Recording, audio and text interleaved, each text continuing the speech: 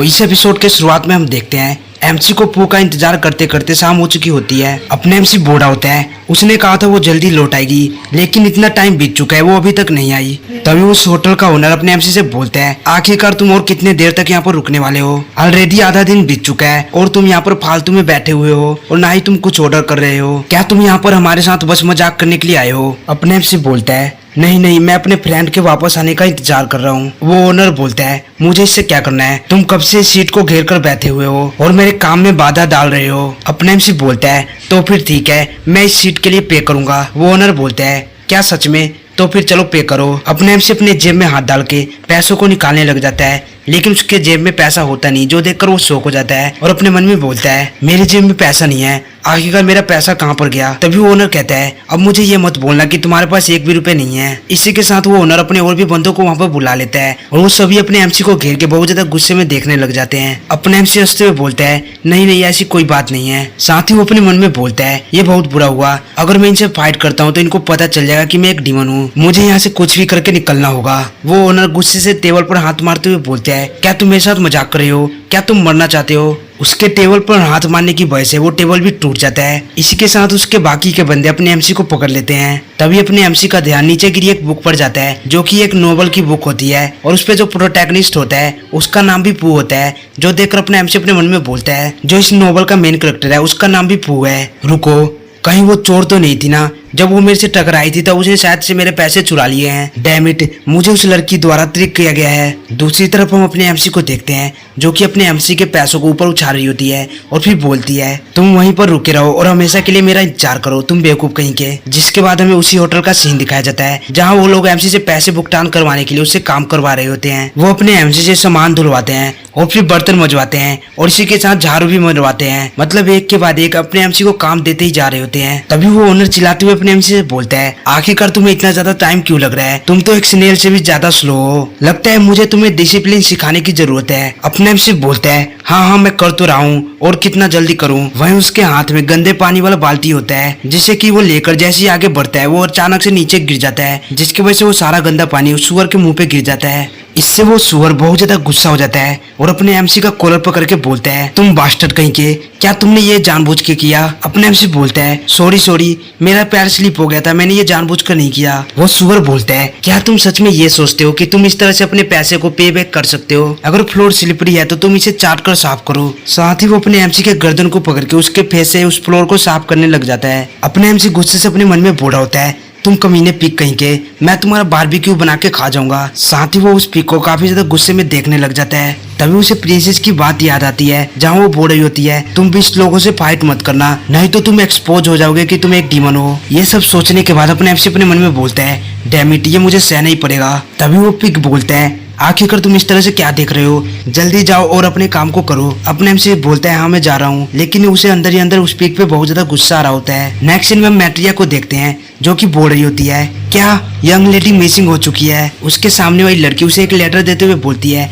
आप इसे खुद से ही देख लें। मैट्रिया भी उस लेटर को लेके पढ़ती है, जिस पर कि लिखा होता है, गुड बाय, मैं अब कभी भी वापस नहीं आने वाली, तुम इडियट कहीं के। और साथ ही लास्ट में मिडल फिंगर दिखाया होता है। तभी वो लड़की बोलती है, चीफ ने उसे सभी जगह ढूंढने का ऑर्डर दिया है, लेकिन अभी तक हम उसका कुछ भी पता नहीं लगा पाए, शायद वो पहले ही बहुत दूर चली गई है। मैट्रिया बोलती है, अगर वो किसी चेक पॉइंट से गुजरती तो गार्ड उसे जरूर से नोटिस करते। वो पहले भी कई बार भागी है, लेकिन वो हर बार पकड़ी जाती थी, लेकिन इस बार क्यों? एक मिनट रुको, क्या मैंने कुछ समय पहले जिस लड़की को देखा था, क्या वो वही थी? फिर वो उस लड़की से बोलती है, शायद मैंने उसके लोकेशन का पता लगा लिया है, क्या तुम चेक पॉइंट पर सबको अलर्ट कर सकती हो? चलो हम दोनों मिलकर उसे ढूंढते हैं। इसके अलावा यहाँ पर बिस्टो के अलावा दूसरे रेस के बंदे भी घूम रहे हैं, इसलिए यंग लेडी के सुरक्षा के लिए हमें इस बात को सीक्रेट रखना पड़ेगा कि वो अपने कैसल से भाग चुकी है। वो लड़की भी बोलती है, मैं समझ गई। जिसके बाद हम अपने एमसी को देखते हैं, वो बोल रहा होता है, मैं पूरी तरह से थक चुका हूँ, मेरी पूरी बॉडी दर्द कर रही है। ये सब कुछ उस लड़की की वजह से हो रहा है। उसने ना केवल मुझे ट्रिक किया,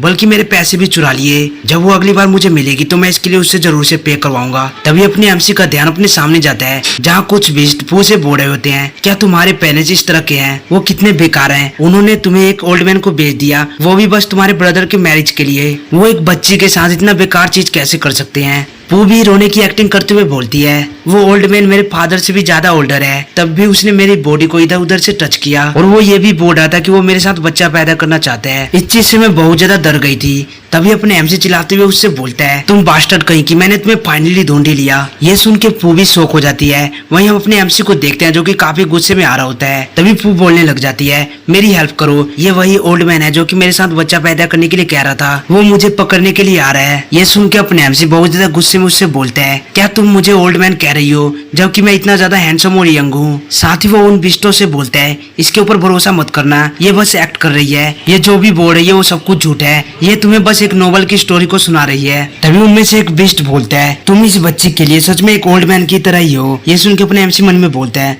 हाँ ये बात तो सही कह रहा है। लेकिन तभी अपने एमसी उनसे चिल्लाते हुए बोलता है, ये कोई मैटर नहीं करता, मेरे पैसे वापस करो। और वो पू को पकड़ने के लिए अपने हाथ को बढ़ाने लग जाता है। लेकिन तभी उनमें से एक बीस्ट अपने एमसी के हाथ को पकड़ लेता है। अपने एमसी उसके हाथ को झटकते हुए गुस्से से बोलता है, आखिरकार तुम क्या करने की कोशिश कर रहे हो, मेरे रास्ते से हट जाओ। तभी एक बीस्ट पू से बोलता है, तुम चिंता मत करो, हम तुम्हें प्रोटेक्ट करेंगे, अब चलो हम एक सेफ जगह पर चलते हैं। पू भी बोलती है ठीक है, और वो पू को वहाँ से लेकर जाने लग जाता है। और वहीं उसके साथ ही अपने एमसी को रोके होते हैं। और वहीं पू वहाँ से जाते हुए अपने एमसी को चिढ़ा रही होती है। ये देखकर अपने एमसी बहुत ज्यादा गुस्सा हो जाता है और गुस्से से चिल्लाते हुए बोलता है, रुक जाओ, तुम कहाँ भागने की कोशिश कर रही हो। इसी के साथ हम उस बीस्ट को देखते हैं जो कि पू को लेकर एक सुनसान गली में आ चुका होता है। पू उससे बोलती है, ओल्ड मैन मुझे बचाने के लिए थैंक यू, अगर वो मुझे पकड़ लेता तो चीजें बहुत ज्यादा बुरी हो जाती। तभी पू बीमार होने की एक्टिंग स्टार्ट कर देती है, जो देखकर वो बंदा बोलता है, क्या तुम ठीक हो। पू बोलती है, मैंने बहुत समय से कुछ भी नहीं खाया है, मैं सच में बहुत ज्यादा भूखी हूँ। साथ ही वो एक क्रीपी सा लुक बना के उसके जेब से पैसे निकालने की कोशिश करने लग जाती है। लेकिन तभी वो बीस्ट उसके हाथ को पकड़ लेता है और उससे बोलता है, तुम्हारी इस तरह की एक्टिंग से तुम केवल उस जैसे इडियट को ही बेवकूफ बना सकती हो, लेकिन तुम्हारी ये सब ट्रिक मेरे ऊपर काम नहीं करने वाली। ये देखकर पू भी एक पल के लिए हैरान हो जाती है। लेकिन फिर वो एक नॉर्मल सा फेस बनाते हुए बोलती है, आखिरकार तुम क्या कह रहे हो,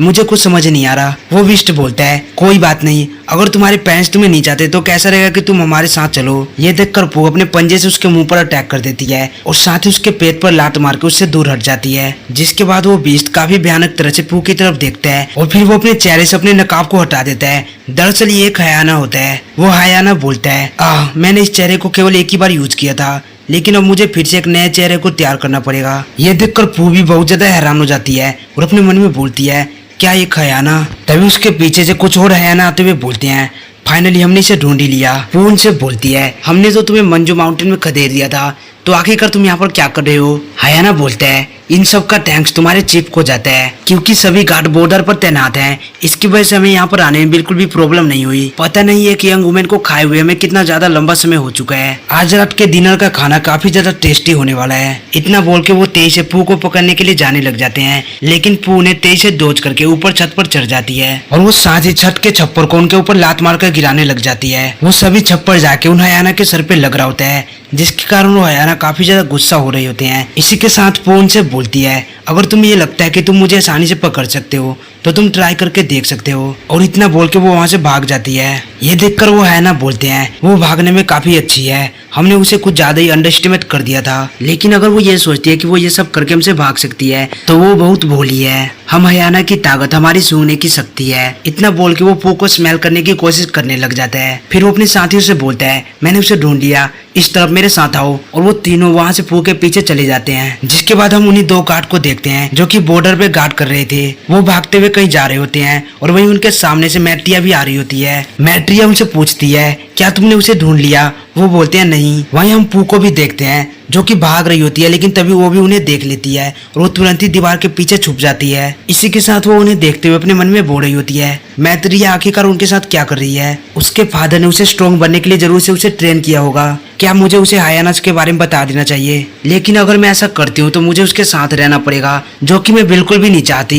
तभी वो सामने अपने एमसी को देखती है जो कि बहुत ज्यादा गुस्से में जा रहा होता है, जिसे देख वो एक डेविल से स्माइल करती है। इसी के साथ हम अपने एमसी को देखते हैं जो कि बहुत ज्यादा गुस्से में पू को ढूंढ रहा होता है और बोल रहा होता है, आखिरकार वो गई कहाँ पर। तभी उसके पीछे से पू बोलती है, तुमने मुझे कुछ ज्यादा ही अंडरएस्टिमेट कर दिया था। ये सुन के एमसी भी हैरान हो जाता है और पू उसके पीछे से निकलते हुए उसे हाय बोलती है। उसे देख अपने एमसी बहुत ज्यादा गुस्से में उससे बोलता है, क्या तुम्हारे अंदर अभी भी मेरे सामने आने की हिम्मत है? तुमने मुझे ट्रिक किया और तुमने मेरे पैसे भी चुरा लिए, जिसके कारण मुझे होटल में काम करना पड़ा। तुम क्या सोचती हो कि मैं तुमसे फाइट बैक नहीं करूंगा क्योंकि तुम एक छोटी बच्ची हो? वो बोलती है, क्या तुम माउंट बंजू में नहीं जाना चाहते? मैं तुम्हें वहां पर ले जा सकती हूँ, लेकिन मेरी एक कंडीशन है। ये सुन के अपने एमसी गुस्से से उससे बोलता है, तुम्हें क्या लगता है मैं कोई स्टूपिड हूँ कि तुम जो भी कहोगी मैं उस पर भरोसा कर लूंगा? अगर तुम नहीं चाहती कि तुम्हें सफर करना पड़े तो मेरे पैसे वापस करो। तभी पू बोलती है, मुझे पता है कि तुम एक डीमन हो।